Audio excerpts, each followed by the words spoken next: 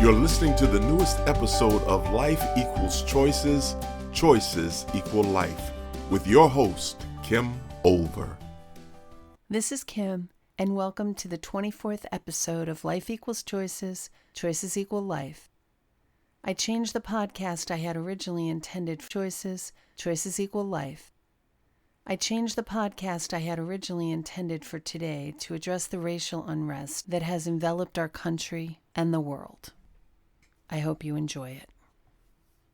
I am an anti-racism ally who's committed to helping bridge the gap between Black sides learn to effectively communicate.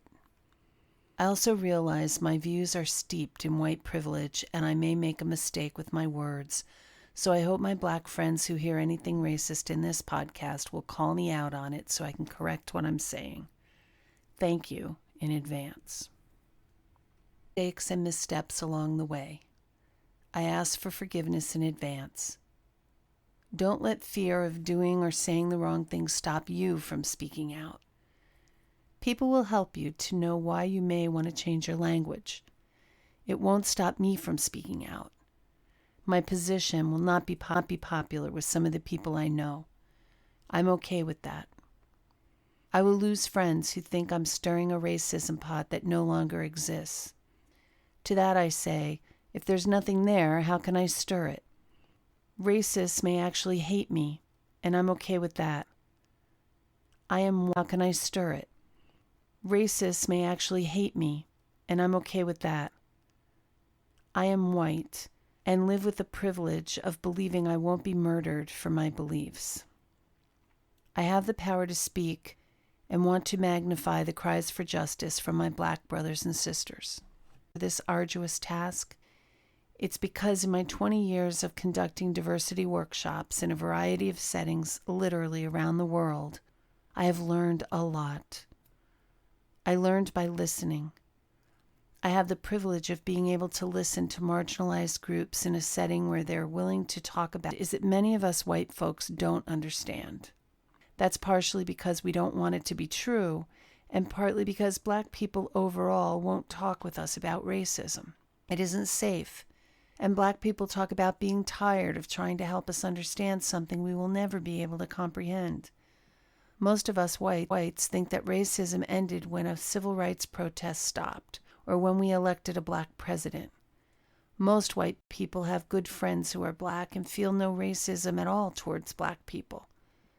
You might have even said, I don't understand about racism. I treat everyone the same. Or, I don't even see color. Racism. I treat everyone the same. Or, I don't even see color. I'm going to go out on a limb here and say, I believe many white people are individually anti-racism, and perhaps that's the problem. Because when you don't have it in your heart, confirmation bias has us looking for evidence of no fool ourselves into believing most of it's gone. But even if individual racism miraculously disappears, we still have racism built into our system. What it will take to rid ourselves of that is for white people to listen, to understand what it is, then to call it out when we can. But we can't do that until we listen. I'm doing my best to listen and understand their experience in my privileged white skin and let them know they are not alone. I see them and want to lend my voice to theirs. I'm not going to lie. I have run into some white people who just can't or won't see that we have two Americas, one for whites and one for Blacks. White privilege might have us saying, get over it already. There haven't been slaves in this country in 150 years. Instead of happening. Do you think if George Floyd had been white and was murdered by a Black police officer on video with several witnesses, that it would have taken so long to arrest him? Do you believe he would have been charged with just third-degree murder? Do you think his accomplices would still be free 10 days? Do you think his accomplices would still be free 10 days later? 10 days after the murder, Derek Chauvin's charges were upgraded to second-degree murder, and the other officers involved were taken into custody and charged. Finally. I do not condemn the looting. I understand the frustration and anger. White people are divided on the topic of racism. Some refuse to believe it exists anymore, and talking about it only perpetuates the division between us.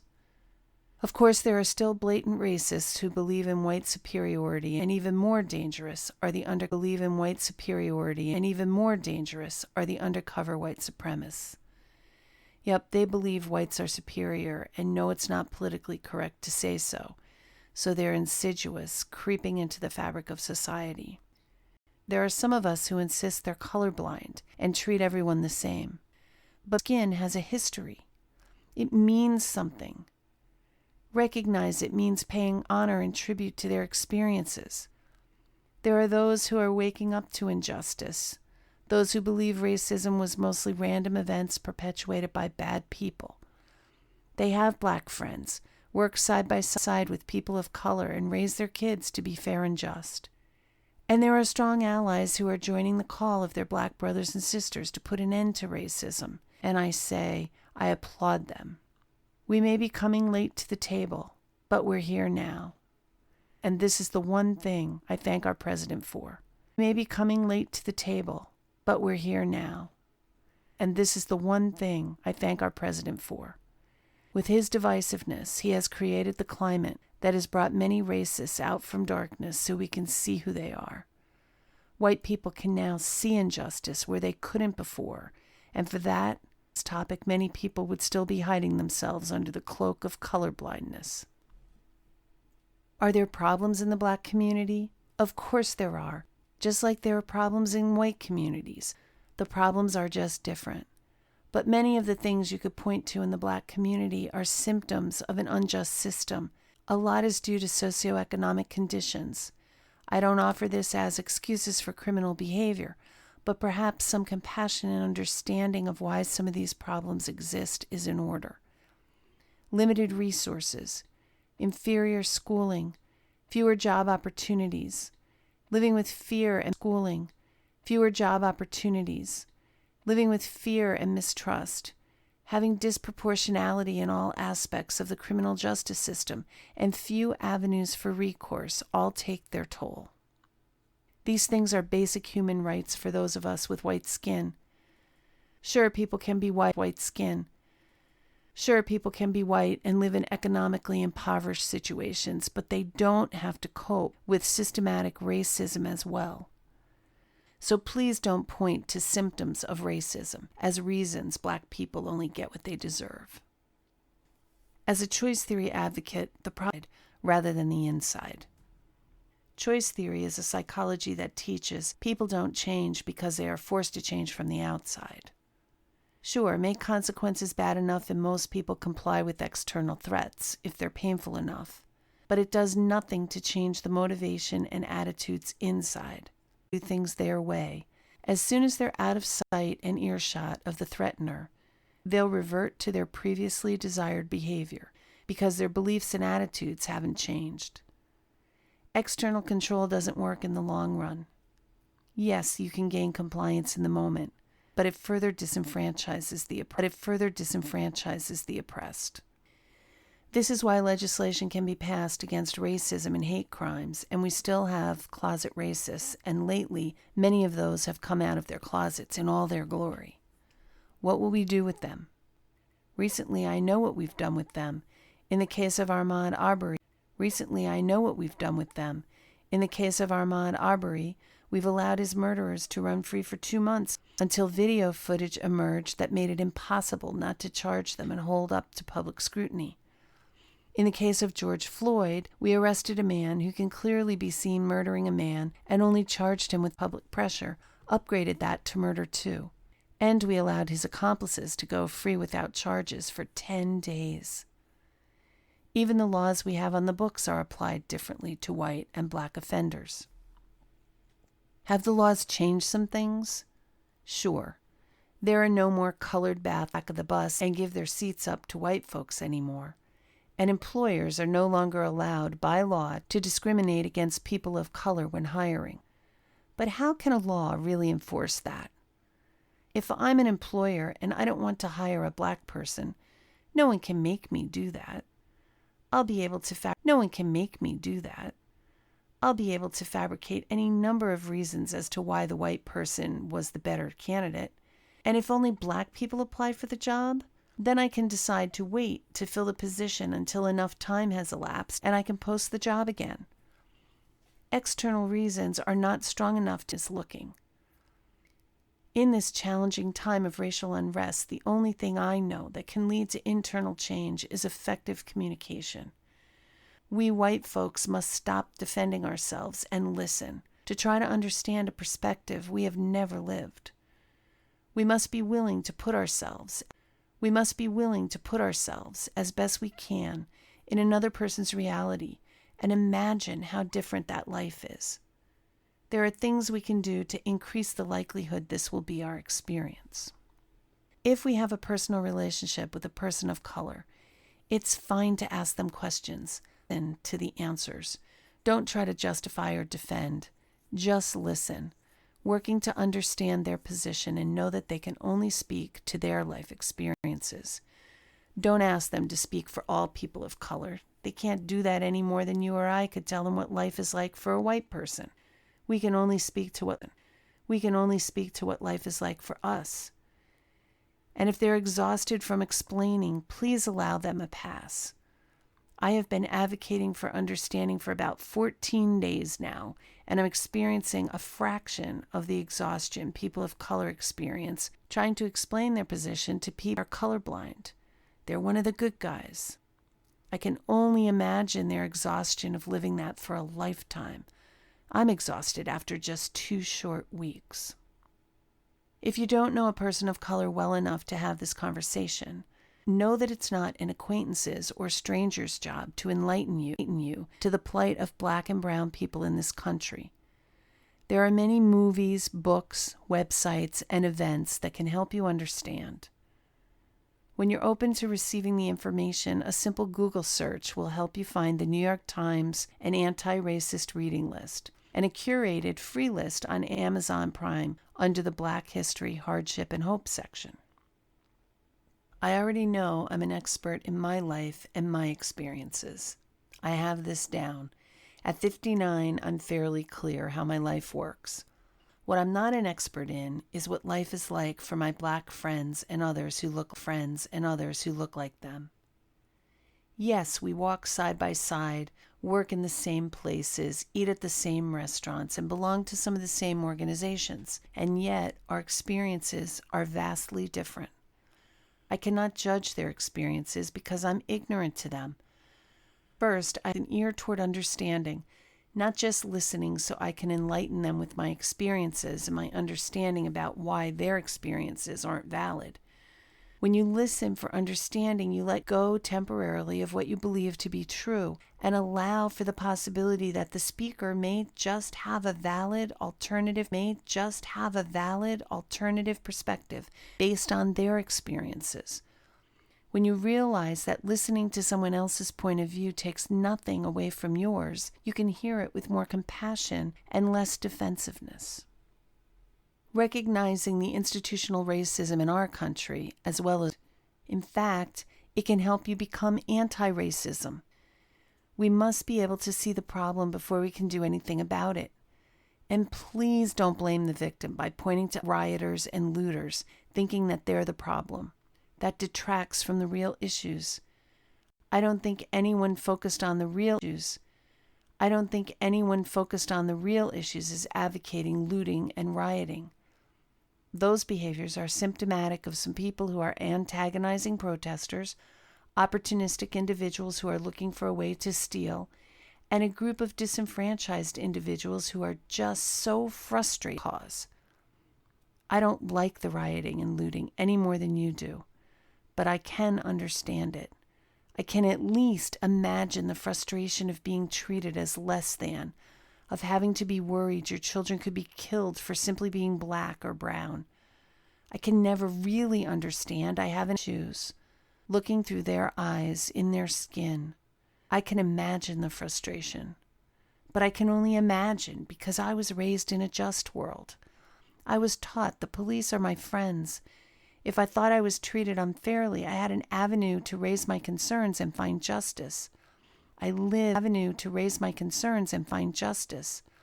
I lived a life of privilege. I didn't ask for it. I don't want it. And yet, by virtue of a racist system, I now realize I have it. I can hide my head in shame for not recognizing this earlier and stay silent. I can try to pretend everything is just fine in our country. Or I can get busy using my privilege to speak out about discrimination and oppression whenever I see it, until at some point that privilege no longer exists. That is a world I want to live in, and a world. For many Black and brown people, the 60s may have created laws for civil rights, but what it also did was move racists undercover. It was no longer politically correct to spout racist rhetoric and engage in discrimination, so they went into stealth mode, making it much harder to know who people of color could trust. If we're going to have effective communication geared towards solving the racial problems we have in this country and others, it's going to require 9 things. There may be more, but this is all I can think about at this point. Number 1, there needs to be a clear sense that racism is wrong and won't be tolerated. There must be consequence. Racism is wrong and won't be tolerated. There must be consequences for those who operationalize racism in their behavior, with the penalties being commensurate with the offenses. Number 2, it will require all the white people in society who are anti-racism to listen and to educate themselves about the challenges woven into the fabric of our nation, to be able to pull them out one thread at a time while weaving into their place something bigger. Number 3, Black people will need to lead the charge for change because it is their experience, while allowing their white allies to magnify their voices. Every shape, size, age, gender, and skin tone will need to deliberately come together for conversations, facilitated by a skilled individual in conflict resolution and differences. People from disenfranchised, oppressed groups need to be both heard and understood by those in power. Not need to give up their power, but they need to extend the opportunities for power to everyone and can no longer set up blockades to the access of fairness and justice for all. In fact, they need to disassemble those blockades. Number 6, these conversations need to operate with some guidelines. One person talks at a time and has the floor until they feel understood. Number 7, an environment of safety needs to be set so people can be raw, transparent, and honest. Number 8, white people don't get to defend or excuse themselves. They only listen and can apologize or say what they'll do to improve the situation. Number 9, people of color need to gradually begin to trust that the people in these groups best, but will need an adjustment period to get used to the new skills and behaviors they acquire. It takes time to change a habit. Effective communication involves 3 main things: speaking, listening, and observing. Most of us are better at 1 or 2, but effective. When we engage in communication, we're already expert about 1/2 of the equation, our part. We know what we mean and what we're attempting to communicate. I say attempting because with all the miscommunication that's possible, it's the exception rather than the rule that two people have a straight-ahead conversation with both people understanding precisely what the other person means. Let's start by talking about the speaker role. Before you speak, get clear on your purpose. Are you speaking to change another? Get clear on your purpose. Are you speaking to change another person's beliefs, or are you speaking to share your opinions and reality while also understanding the opinions of the person you're speaking with? If you're using your voice to push your agenda or criticize others for their opinions, you will never have effective communication. You'll always meet in the middle and agree, or that one of you will have an epiphany and change your mind. Effective communication can still occur if both of you agree that each other has a view based on where you come from, the information you've been given, and the values you have. A A positive outcome can still be reached when two people develop and recognize each are valid. And there can be more than one legitimate way to see the issue, and that's okay, as long as all experiences are honored. One of the challenges of speaking is speaking plainly and clearly so your words aren't misinterpreted. This is an area that can be challenging for me. I'm so clear about what's in my head, but that doesn't always come directly out of my mouth. I sometimes expect people just to understand the nuances of my messages based on knowing my character, and not necessarily the words I speak. This doesn't usually result in effective communication. Being clear about what you're communicating is important. Another challenge in speaking is believing the other person knows you so well and should be able to guess what you mean. You know what you want, but you don't say so directly. Instead, you hint around, hoping the other person will read your mind and comply with your unspoken request. As you might imagine, this tactic usually leaves the speaker frustrated and the listener confused. When you're the speaker, take a moment to get clear about what you want to say before you say it. Then choose your words in a way that maximizes the chances your listener will understand you. Just and rigid, you'll likely produce the opposite effect than the one you want. People are interesting. Try to change their mind and convince them your way is correct, and they'll likely dig in deeper to their way of thinking and stop listening to you. I find the best way to communicate is with the mindset that you aren't trying to change the other person's mind. Your goal is simply to provide them with information they didn't have previously, so that information can be factored into their decisions in the future. Presenting information as just information for consideration is often heard much better than voices raised in anger accusing others of things they only get defensive about. If your goal is understanding, the information must be presented in a way that will maximize this outcome. I call it using my "please pass the butter" tone. In my own head, when I speak, I remind myself that I can't change people.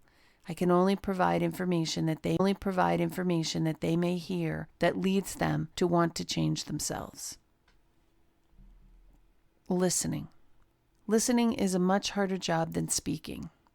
Listening involves more than just hearing the other person speak, just waiting for them to stop talking so you can jump in with your wisdom. It involves listening to understand what the speaker is attempting to communicate. You may need to ask some questions to clarify, reflect back what you're hearing to get confirmation from the speaker that you really do understand.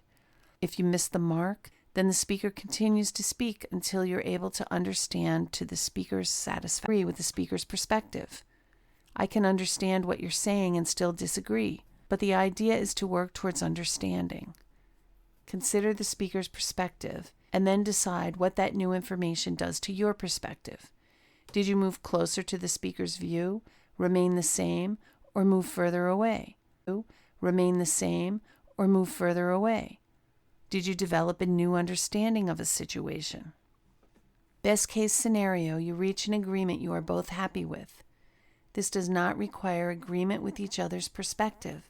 You can understand each other's perspective and craft a solution that accommodates, come to an agreement on perspective. That can happen too. Effective communication is difficult if the listener refuses to accept the validity of the speaker's perspective. This is not true or false, black or white. It's a perspective. If I look at a person's face from the side, I'm going to see something different than a person who looks from a full frontal view.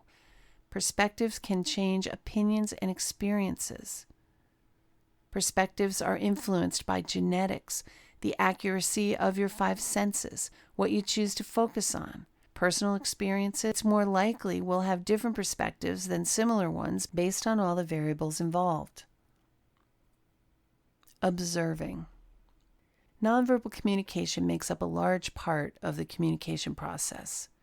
You need to be a good observer of body language and listen to the tone of the message as well. This becomes more difficult when the speaker and listener come from different cultures. Nonverbal communication means different things in different cultures. Touching is quite appropriate in a Latin American culture.